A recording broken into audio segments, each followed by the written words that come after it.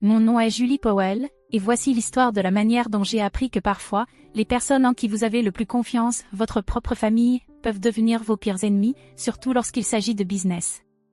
Pendant 11 longues années, j'ai consacré tout ce que j'avais à notre petite entreprise familiale de technologie. Ce qui n'était au départ qu'un petit magasin en difficulté est finalement devenu une entreprise florissante de 70 millions de dollars, grâce à mon travail acharné et à ma vision. Mais j'ai vite découvert que le succès ne réjouit pas toujours tout le monde, parfois, il fait naître l'envie, même chez ceux qui devraient être vos plus grands soutiens. Je me souviens encore du début de cette aventure. Notre entreprise familiale était un minuscule atelier de réparation d'ordinateurs, caché dans une galerie marchande. Mon père l'avait fondé environ 21 ans plus tôt et, bien qu'il rapportait à peine de quoi nous faire vivre, il en était extrêmement fier. Il y avait investi tout son cœur, et j'admirais sa dévotion. Ma sœur aînée, Marie, avait toujours été l'enfant prodige. Élève brillante, elle obtenait des notes parfaites, avait intégré une école de commerce prestigieuse, MCCI, et semblait destinée à un avenir grandiose. Moi, j'étais la discrète. Je restais à la maison pour aider mon père dans le magasin tout en poursuivant mes études en informatique dans une université locale. Pendant ses pauses universitaires, Marie nous rendait visite, pleine d'idées ambitieuses et de conseils catégoriques. « Julie, tu gages ton potentiel ici », me disait-elle d'un ton empreint de supériorité. « Tu devrais viser plus grand. » Mais je ne voyais pas les choses de cette façon. Tandis que Marie apprenait des théories économiques dans son tour d'ivoire, j'apprenais quelque chose tout aussi précieux, des compétences concrètes. Je passais mes journées à coder, à observer les besoins des clients et à repérer des opportunités sur le marché.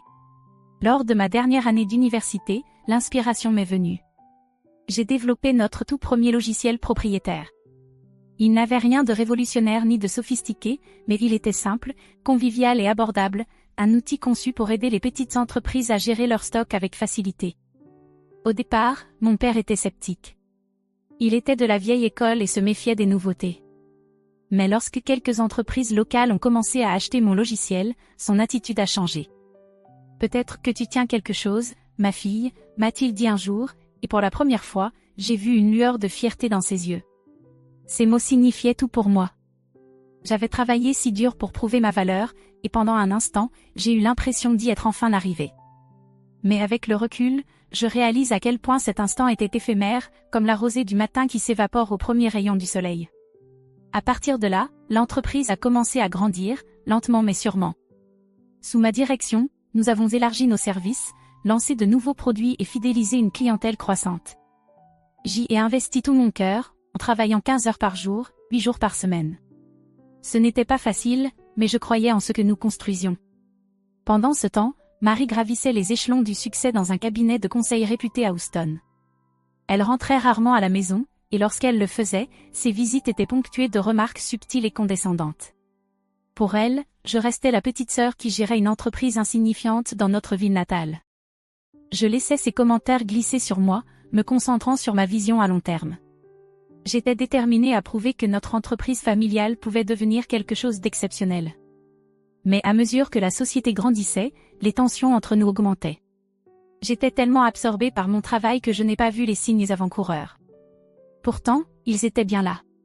Je ne savais pas encore que la plus grande trahison restait à venir et qu'elle allait bouleverser tout ce que je pensais savoir sur la famille. J'étais en train de construire quelque chose de réel, quelque chose que je pouvais véritablement appeler mien.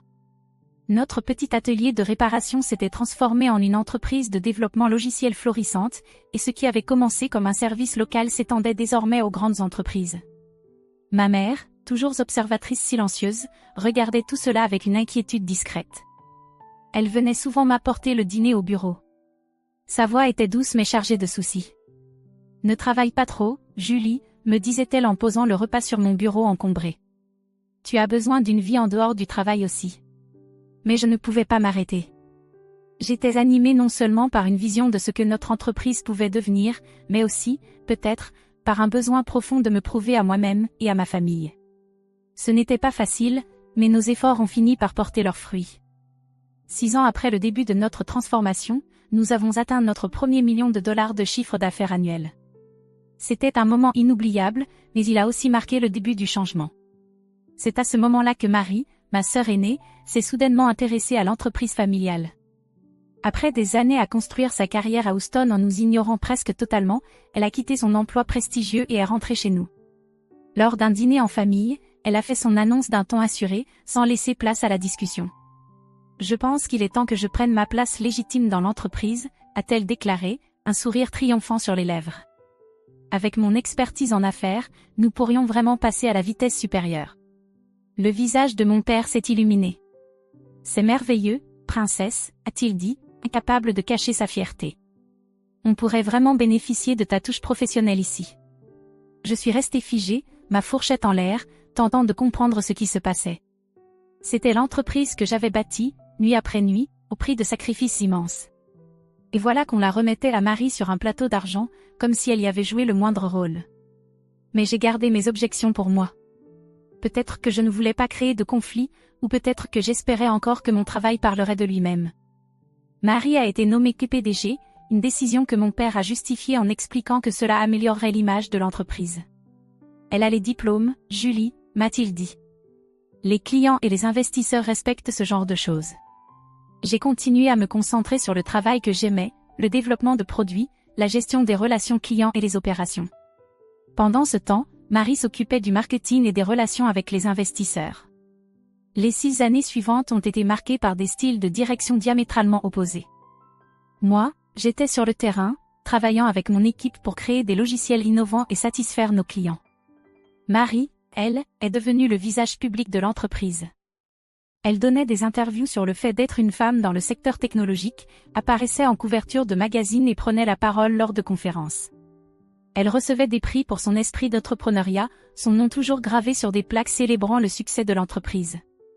Mais ce qui me blessait le plus, c'était qu'elle s'appropriait le mérite des innovations que mon équipe et moi avions créées. Nos revenus continuaient de croître, atteignant un impressionnant chiffre de 7 millions de dollars par an. De l'extérieur, nous ressemblions à une équipe de rêve, 2 sœurs à la tête d'une entreprise technologique prospère. Mais en coulisses, la tension entre nous était insupportable. Marie a commencé à prendre des décisions importantes sans me consulter. Elle a commencé à m'exclure des réunions essentielles et à me pousser lentement hors de la lumière. C'était comme si j'étais effacée de l'entreprise que j'avais bâtie de mes propres mains. Le point de rupture est arrivé lors du 65 anniversaire de papa. Marie avait organisé une célébration extravagante, louant la grande salle de bal de l'hôtel le plus cher de la ville. Ce n'était pas vraiment une fête d'anniversaire, mais plutôt un événement de réseautage à son image, bien sûr. Elle avait invité des associés, des investisseurs et des leaders du secteur, sous prétexte de célébrer papa. Avec Marie, tout devait servir un but, et cet événement ne faisait pas l'exception. Je suis arrivée à la fête en me sentant comme une étrangère dans ma propre famille. La salle était remplie de visages inconnus, des personnes qui connaissaient à peine papa et qui étaient plus intéressées par les opportunités de réseautage que par la célébration de son anniversaire. Marie, vêtue d'une élégante robe de créateur, était au centre de l'attention. Elle flottait dans la salle, une coupe de champagne à la main, savourant l'admiration de ses invités. Pendant ce temps, j'étais assise tranquillement à une table dans un coin, observant la scène. L'entreprise dans laquelle j'avais investi mon cœur était devenue méconnaissable. Mes contributions étaient éclipsées par l'image soignée et l'ambition implacable de Marie. Je ne savais pas encore que cette nuit allait tout changer, et pas du tout de la manière que j'aurais pu imaginer. J'étais arrivée tôt à la salle de bal pour aider aux préparatifs. Je portais une simple robe noire, pratique et confortable, sans être voyante. Dès que Marie m'a vue, elle m'a lancé un regard désapprobateur, sa voix basse mais tranchante. « Tu n'aurais pas pu faire un peu plus d'efforts » siffla-t-elle. Ce soir, des personnes importantes seront présentes. Je me suis retenue de répondre et me suis concentrée sur mes tâches. Il était inutile de discuter avec elle, pas ce soir. Je me suis occupée à accueillir les invités tandis que Marie jouait son rôle de parfaite hôtesse, charmant tout le monde avec son sourire étudié et ses paroles bien rodées. La salle s'est rapidement remplie d'associés, de clients et d'amis de la famille. L'atmosphère était animée, ponctuée de conversations, de rires et du tintement des verres. Marie, dans sa robe de créateur, passait de groupe en groupe, attirant naturellement l'attention. Moi, comme toujours, je restais en retrait, veillant à ce que tout se déroule sans accroc. Pendant le dîner, alors que les plats étaient servis, Marie fit teinter son verre pour obtenir le silence.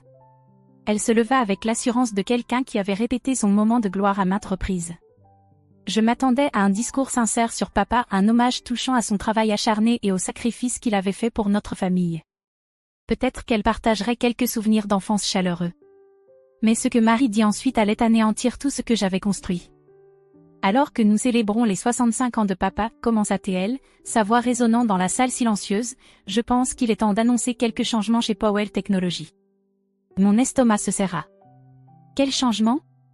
Le conseil d'administration a convenu, poursuivit Marie d'un ton calme et assuré, que l'entreprise a besoin d'un leadership unifié pour aller de l'avant. Elle marqua une pause, balayant la salle du regard avant de s'arrêter sur moi. C'est pourquoi, avec effet immédiat, je vais assumer le rôle de PDG unique. Mon cœur s'arrêta. De quoi parlait-elle ? Un leadership unifié ? PDG unique ? Trop longtemps, poursuivit Marie, avec une pointe de condescendance dans la voix, nous avons été freinés par des idées dépassées et une résistance au changement. Son regard s'attarda sur moi. Il est temps pour certains éléments qui ne servent plus notre croissance de se retirer. La salle fut parcourue de murmures. Je restai figé tandis que le poids de ces mots s'abattait sur moi. Mes mains se crispèrent sur mes genoux alors que Marie poursuivait son discours, qui s'était transformé en une démolition méthodique de ma réputation sous couvert d'annonces officielles. Certaines personnes, déclara-t-elle, sa voix empreinte d'une fausse compassion, sont plus adaptées à des rôles techniques qu'au leadership. Ma sœur Julie a fait un travail, adéquat en maintenant nos systèmes existants, mais pour être compétitifs sur le marché actuel, il nous faut de la vision. Il nous faut l'excellence. Et franchement, Julie, tu n'es tout simplement pas faite pour diriger une entreprise de ce niveau. Je n'arrivais pas à y croire. Elle était en train de m'humilier publiquement devant notre famille, nos amis, nos clients. Je cherchais du regard papa, espérant qu'il me défendrait, qu'il dirait quelque chose, mais il resta silencieux, acquiesçant aux paroles de Marie avec un sourire fier. Maman, assise à table, regardait fixement son assiette, ses mains tremblantes, mais elle ne dit rien. Le silence était plus cruel encore que les mots de Marie. La vérité, poursuivit Marie, sa voix s'élevant, c'est que tu es un frein dans le monde des affaires, Julie. Tes idées dépassées et ton manque de formation en gestion nous ont ralenti trop longtemps. Il est temps pour toi de partir avec élégance. Un silence de mort s'installa. Des centaines de regards se tournèrent vers moi, attendant ma réaction. Je sentais leur poids, certains remplis de pitié, d'autres de jugement. Mon visage brûlait, mais je refusais de pleurer. Tout ce que j'avais construit, chaque nuit blanche, chaque sacrifice, m'était arraché sous mes yeux. Je me levai lentement, le grincement de ma chaise résonnant dans la salle comme un coup de feu. Tout le monde s'attendait à un scandale, des larmes, peut-être des cris, mais je n'avais aucune intention de donner cette satisfaction à Marie. Je pris mon sac et me dirigeai vers la table de papa, en sortant un petit paquet soigneusement emballé. Je le déposai devant lui. « Joyeux anniversaire, papa » murmurai-je d'une voix posée. Puis, sans un mot de plus, je quittai la salle. Je gardai la tête haute, ignorant les chuchotements et les regards. Mon cœur était en miettes, mais je ne leur montrerai pas ma douleur. Cette nuit-là, assise dans mon bureau, entourée des brevets et des prix portant mon nom, je pris une décision. Marie pensait avoir gagné. Elle pensait m'avoir tout pris. Mais elle avait oublié un détail essentiel, quelque chose qui transformerait son triomphe en la plus grande erreur de sa vie. Elle m'avait sous-estimé. J'allumai mon ordinateur et me mis à taper, un sourire naissant sur mon visage. Le lendemain allait être intéressant. Après tout, il existe plus d'une façon de réussir en affaires, et j'avais appris en 11 ans bien plus que Marie n'en avait jamais appris dans tous ses prestigieux cours de commerce. Le lendemain apporterait des changements inattendus, des changements qui leur feraient voir exactement à quel point j'étais supposément insignifiante. Le matin était clair et lumineux. J'arrivai au bureau tôt, avant tout le monde, et j'attendis. À exactement 8 heures, Marie entra, accompagnée de papa, tous deux souriant comme s'ils avaient déjà gagné. Ces sourires ne dureraient pas longtemps. « Julie », la voix de Marie était empreinte de surprise et d'irritation, « que fais-tu ici ? Après hier soir, je pensais que tu aurais au moins la décence de rester chez toi. » Je souris, pensant à l'email que j'avais envoyé à 2 heures du matin à tous les principaux clients, partenaires et employés de Powell Technologies. « Je règle quelques détails, chère sœur. Mais puisque tu es là, nous devrions parler de l'avenir de l'entreprise. » « Il n'y a rien à discuter, dit papa fermement. Marie est aux commandes maintenant. Le conseil d'administration l'a déjà approuvé. Le conseil d'administration, répondis-je en sortant ma tablette. Parlons-en. Pendant que Marie organisait des fêtes et donnait des interviews, c'est moi qui dirigeais réellement cette entreprise, et il y a quelques petites choses que vous semblez avoir oubliées. Je connectais ma tablette à l'écran principal de la salle de conférence et affichais un document. Tout d'abord, laissez-moi vous rappeler que je possède 55% des actions de Powell Technologies. Lorsque nous avons fondé l'entreprise il y a 11 ans, papa a réparti les parts de manière égale, 30% pour Marie et moi, tandis qu'il conservait 53% pour lui. Mais il y a 4 ans, quand nous avions besoin de fonds pour nous développer, papa m'a vendu 23% des actions. Tu te souviens de ce jour, papa? Tu étais trop occupé à assister à l'une des cérémonies de remise de prix de Marie pour t'occuper du contrat, alors tu as signé les papiers sans les lire attentivement. Leurs visages pâlirent instantanément. Marie serra le bord de la table de conférence avec ses mains parfaitement manucurées. C'est impossible, murmura-t-elle. Papa n'aurait jamais. Oh, mais il l'a fait, poursuivis-je en affichant d'autres documents. Et ce n'est pas tout. Le logiciel principal qui génère 90% de nos revenus? Il n'appartient pas à Powell Technologies. Il appartient à ma société distincte, Innovat Solutions LLC. Powell Technologies ne fait que le louer via un contrat de licence qui, soit dit en passant, a expiré. Je jetai un coup d'œil à ma montre. Il y a environ 10 minutes. Papa s'effondra sur une chaise, la vérité s'abattant sur lui comme une tonne de briques. Les documents de renouvellement, murmura-t-il, ceux que tu m'as demandé de signer la semaine dernière, ceux que je n'ai pas lus parce que j'aidais Marie à organiser ses soirées. Oui, ces documents-là, répondis-je. J'ai décidé de ne pas les soumettre. Le visage de Marie se déforma sous l'effet de la rage. Espèce de petite. Attention, sœur, l'interrompis-je. Tu devrais écouter la suite avant de finir ta phrase. Pendant que tu annonçais mon soi-disant départ gracieux hier soir, j'envoyais des emails à nos clients. Tu vois, la plupart de nos grands clients ont des clauses de fidélité personnelle dans leur contrat avec Powell Technologies. À cause de moi, de mes compétences et de mes résultats prouvés. La nuit dernière, je les ai informés des changements de direction et de mon départ. J'affichais mon email, révélant le flot de réponses déjà reçues. Tu veux savoir combien de clients ont activé leur clause de résiliation? Ou combien de nos meilleurs développeurs qui, au fait, sont employés par Innovat Solutions, ont déjà accepté des offres dans ma nouvelle entreprise? Un silence pesant envahit la pièce. À travers les parois vitrées, on pouvait voir les employés se rassembler, murmurant en consultant leurs emails. La façade parfaite de Marie s'effondra alors qu'elle faisait défiler son téléphone frénétiquement. Tu n'as pas le droit de faire ça, balbutia-t-elle. Oh, tu veux parler de l'entreprise que tu as essayé de me voler, dis-je d'une voix calme.